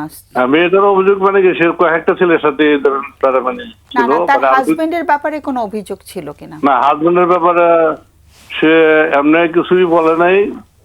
মানে হয়তো মাঝে মাঝে ওই মানে একটু কথা টথা বললে মানে একটু কম শুনতো আর কি। মানে ছেলে ওই রকম ভাবে মানে এমনি উচ্চ স্বরে কথা বলতো না, মানে খারাপ কথা বলতো না। যা স্যালারি পাওয়ার পরে টাকা পয়সা যা দরকার সেটা সে দিত।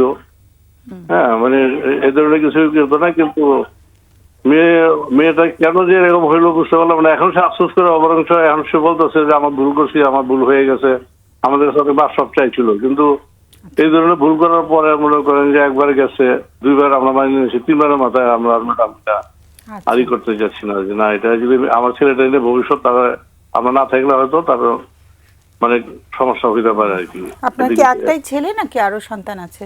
আমার সন্তান আছে, আমার 2 ছেলে 1 মেয়ে। আচ্ছা 2 ছেলে বিয়ে দিয়েছি, আপনার মেয়ে বিয়ে দিয়েছি। আচ্ছা। এক ছেলে দেশের বাইরে থাকে। এই ছেলেটা কি বড়? জি না, আমার এই ছেলেটাই বড়, যে ছেলেটার কথা বলছি ওই বড়। আচ্ছা আচ্ছা, জি। ওকে। তাহলে আমাদের কাছে কি প্রশ্নটা এটাই যে ছেলেটাকে কিভাবে আমরা আর একটু সুস্থ জীবনে নিয়ে আসতে পারি, এরকম? সরি ম্যাডাম, মানে ওর আম্মা বলতে কাউন্সিলিং করার জন্য। তো আমি বললাম যে কাউন্সিলিং এটা অত বয়স নাই, 42 বছর হয়ে গেছে, এখন কাউন্সিলিং ধরবে কিনা বা কোনো ডাক্তারের সাথে পরামর্শ নেওয়া যায় কিনা। আচ্ছা আচ্ছা, ঠিক আছে, সুন্দর প্রশ্ন। একটু লাইনে থাকতে হবে, আমাদের অতিথিদের প্রশ্ন থাকতে পারে। হ্যাঁ, জি জি জি ম্যাডাম, ঠিক আছে, অনেক কোনো প্রশ্ন নেই। ফাইজার প্রশ্ন আছে? একটা হচ্ছে আমি একটা বিষয় একটু ক্লিয়ার হতে চাচ্ছিলাম যে আপনি বলছিলেন যে ছেলের ব্যাপারে, মানে আপনার ছেলে বলেছে যে ছেলের ব্যাপারে খোঁজ নেওয়ার জন্য ওনার সন্তানের মায়ের সাথে কথা বলেছেন এবং এখানে আপনার স্ত্রী এটা নিয়ে ওনাদের একটা কথা কাটাকাটি হয়েছে, তো উনি তো ওনার সন্তানের সাথে তাহলে যোগাযোগ করার মাধ্যমটা কি?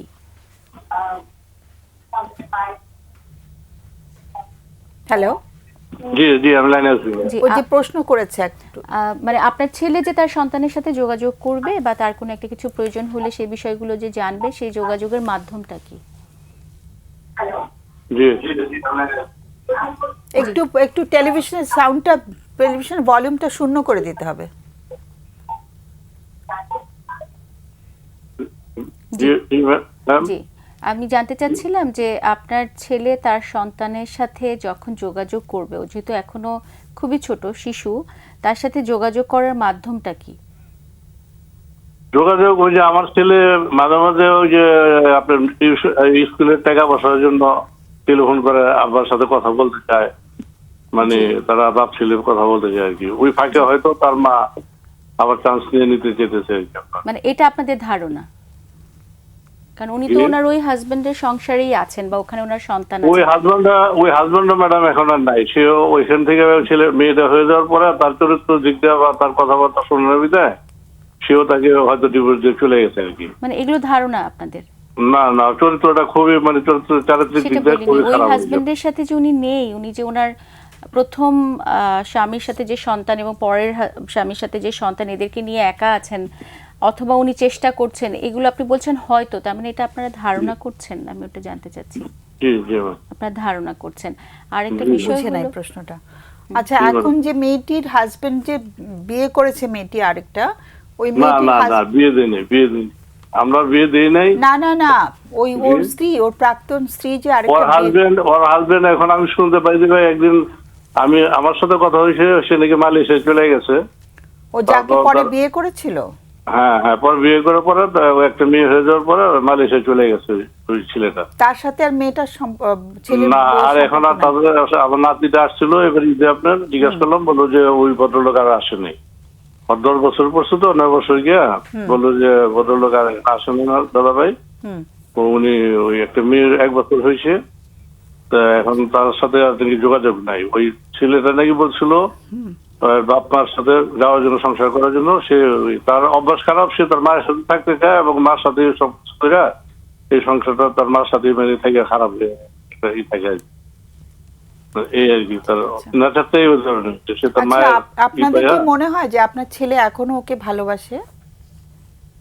আমার ছেলে তো ম্যাডাম মানে বিয়ে প্রথম করছে, মানে প্রথম সংসার হিসাবে তো ধরো সোজা মানে শান্তপ্রিয় না ছিল। না, ঠিক আছে, আমরা এক কথায় উত্তরটা যদি নেই যে ওকে এখনো, ওর প্রাক্তন স্ত্রীকে কি এখনো ভালোবাসে বলেই মনে হচ্ছে? ওর প্রতি এখনো অনুরক্ত কিনা? ওর মনটা এখনো ওর প্রতি হয়তো কিছুটা ম্যাম হয়তো থাকতে পারে আর কি, কিন্তু আমরা বুঝছি যে এটা তোমার জীবনে মানে তোমার লাইফটা যাবে না তোমার সাথে, মেয়ের লাইফটা যদি আসে হবে এটা তো তো তোমার আপনাদের ধারণা। আমার প্রশ্নটা ছিল যে ছেলেটা এখনো দুর্বল বোধ করে কিনা স্ত্রীর প্রতি বা প্রাক্তন স্ত্রীর প্রতি। কিছুটা আছে হয়তো ম্যাম, কিছুটা কিছুটা আছে। থাকতে পারে হ্যাঁ। আর কি। এখন এটা আমরা এটা কিভাবে ফিরে যেতে পারি, ফিরে না আসা না, সেটা তো ফেরানোটা তো খুব কঠিন, মানে কাউকে যখন কেউ ভালোবেসে ফেলে ওটা তো চট করে তো ফিরিয়ে আনা খুব কঠিন হয়ে যায়, মনটা তো ওখানে আটকা পড়ে থাকে।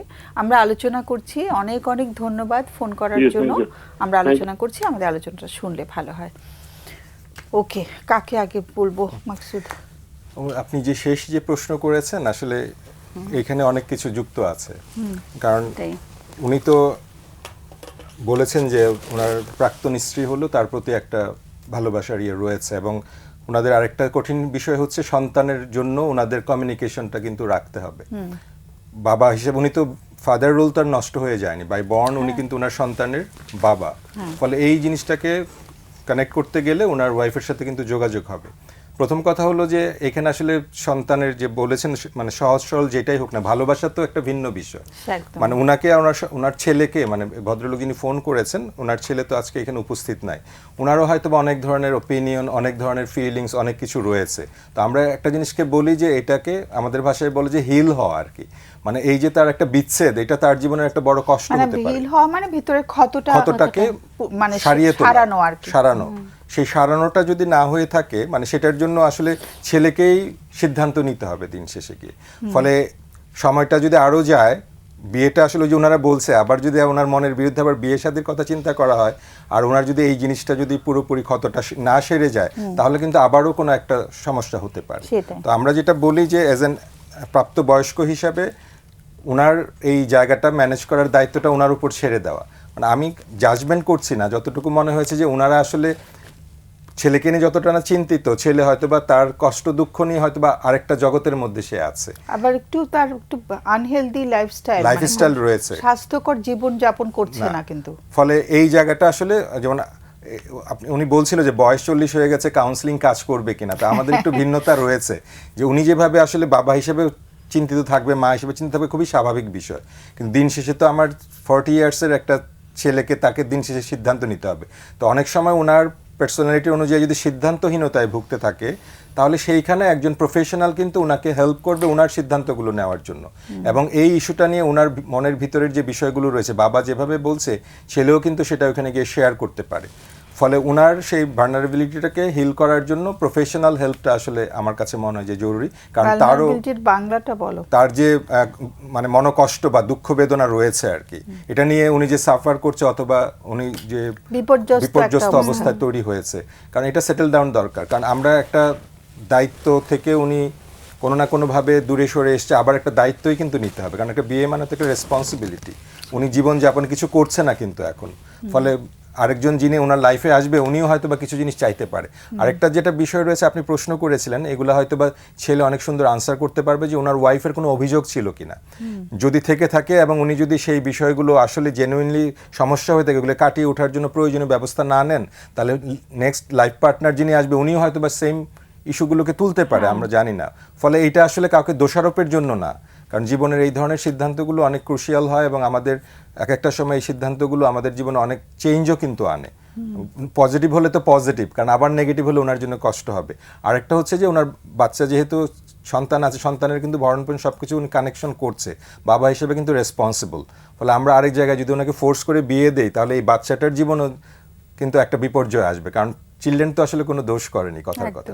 তাহলে সেই অনেকগুলো বিষয় কিন্তু এখানে জড়িত। আমি অ্যাজ এ প্রফেশনাল বলতে চাই, যে বাবা যেভাবে বিষয়গুলোকে দেখছেন, সন্তান তার চোখ দিয়ে অ্যাজ এ অ্যাডাল্ট 40 বছরের, আমাদের বিশ্বাস করতে হবে যে আমার ছেলেও প্রয়োজনে সিদ্ধান্ত গ্রহণের ক্ষেত্রে হয়তো বা উদ্দীপ্ত হবে, প্রফেশনাল হেল্পটা নিতে পারে, কারণ এটা সবচেয়ে বেশি বেটার হবে। কারণ তা নাহলে একসময় সেই ছেলে বাবাদেরকে দোষারোপ করতে পারে। আজকে যদি মা বাবা জোর করে বিয়ে দেয়, ওটা যদি ঠিকমতো কাজ না করে, তখন বলবে যে তোমরাই তো আমাকে বিয়ে দিয়েছো, মানে আগের বিয়েটার জন্য তোমরা দায়ী, আবার এখন আমি কিছু করি না, করি না, তোমরা জোর করে আমাকে বিয়ে দিও। তাহলে উনার আত্মবিশ্বাস গড়ে তোলার জন্য একটু সময় লাগলেও, কারণ একটু সময় নিয়ে উনি যদি এই জিনিসগুলো রিকভার করতে পারে, ওনার লাইফের জন্য এটা অনেক বেশি বেটার হবে, পরবর্তী দাম্পত্য জীবনে যুক্ত হলেও বেটার হবে।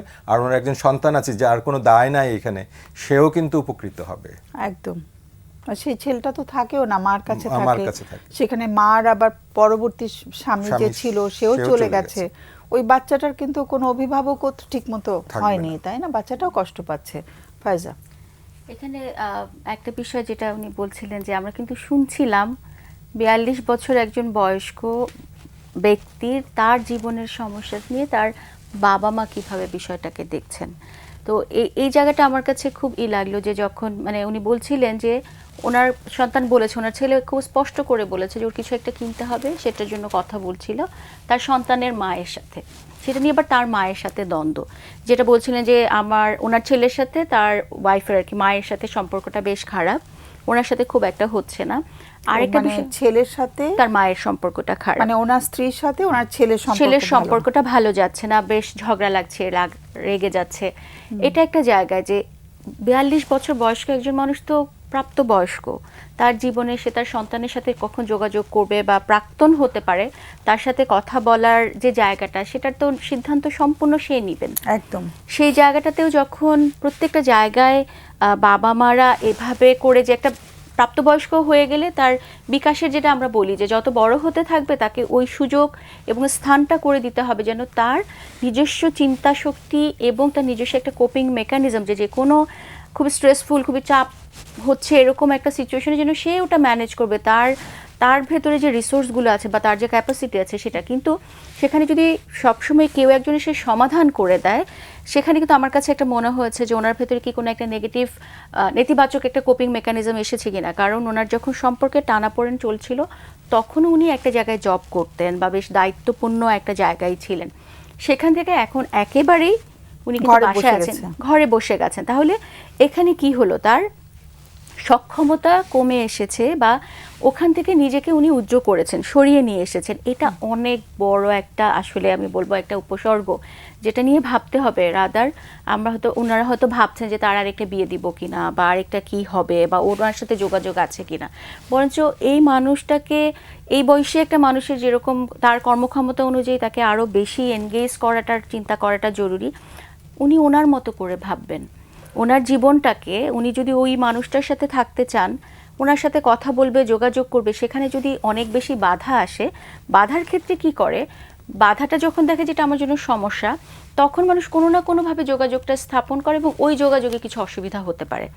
তার থেকে ওনারা যদি নিজেরা কথা বলার থাকে, কিছু বিষয় নিয়ে কথা বলতে, বাধা দেয়াটা খুব যুক্তিযুক্ত হবে না। তার সাথে সাথে সন্তানকে বড় করার ব্যাপারে, যদি এটা আমাদের অ্যাজাম্পশন করার সুযোগ নেই, যেহেতু উনি কাজ করছেন না, তাহলে কি ওই শিশুটির ভরণ পোষণ ওর দাদা দাদি করছেন কিনা? দাদা দিচ্ছেন। তো সেক্ষেত্রে হয়তো ওনাদের একটা ওই জায়গাতে ওনারা মনে করেন যে এখানে আমাদের একটা মতামত আছে, সেটা অবশ্যই আছে, কিন্তু একই সাথে এটা মনে করতে হবে যে ওনার ছেলের ওয়েলবিং উনি যেমন চিন্তা করছেন, ঠিক ওনার ছেলের আবার আরেকটা জেনারেশন, মানে ওনার সন্তানের ওয়েলবিংও কিন্তু ওনার দায়িত্বটা ওনাকে দিয়ে দেওয়া প্রয়োজন আছে। তো উনি যখন দায়িত্বটা নিবেন, ওটার সমাধান করার চেষ্টাটা কিন্তু ওনার নিজের ভেতর থেকে আসবে। আর উনি কিন্তু এখন মানে কিছুই তার করছেন না। মানে ছেলেকে বলা যে তোমার ছেলের দায়িত্ব এবার তুমি নাও, তুমি দেখো, তুমি এই জিনিসগুলো ডিল করো, কিন্তু ডিল করতে গেছে যখন, তখন আবার স্ত্রীর সাথে কথা বলা যাবে না, এই জায়গাগুলো থেকে সরে আসা। সুতরাং উনি যেন একেবারে একটা মুক্ত চিন্তা করে, স্বাভাবিকভাবে চিন্তা করে ডিসিশন নিতে পারেন যে আমি একা থাকবো, আমি সন্তানের যত্ন করব, না আমি আর একজনকে নিয়ে জীবনটা নতুনভাবে শুরু করব, সম্পূর্ণভাবে ওনার জীবন এটা, এবং একজন মধ্যবয়স্ক মানুষ সেই জায়গাটাতে। আরেকটা জায়গা আমি একটু বলবো, যদিও ওনার আলোচনা এটা ছিল না, সেখানে বাচ্চাটা আসার পরে জিজ্ঞেস করছে যে তার মায়ের আরেকজন হাজবেন্ড সে কি করছে বা কিছু, এটা কিন্তু এই শিশুটার বিকাশের জন্য, মানে এটা আমি বলবো চরম ঝুঁকিপূর্ণ একটা আচরণ। এটা আমি বোধহয় মিস করে গেছি। হ্যাঁ। বাচ্চাটা কি জিজ্ঞেস করছে? যেমন আমি যখন প্রশ্নটা করছিলাম যে এটা কি আপনাদের ধারণা কিনা যে ওই হাজবেন্ডের সাথে সম্পর্ক নেই, বা আপনারা কিভাবে জানলেন, হ্যাঁ, হ্যাঁ। তখন উনি বলছিলেন যে বাচ্চার কাছ থেকে শুনেছে। বাচ্চার কাছ থেকে। এটাও কিন্তু ম্যাডাম আমাদের ক্লিনিক্যাল প্র্যাকটিসে আমরা পাই যে ওই যখন আলাদা হয়ে যায়, তখন ধরেন ওর দাদু বাড়িতে এসে, তখন দাদু বাড়ি থেকে হয়তো ওর মাকে নিয়ে, ওই বাচ্চাটাকে মাকে নিয়ে অনেক নেগেটিভ কথা বলা হয়।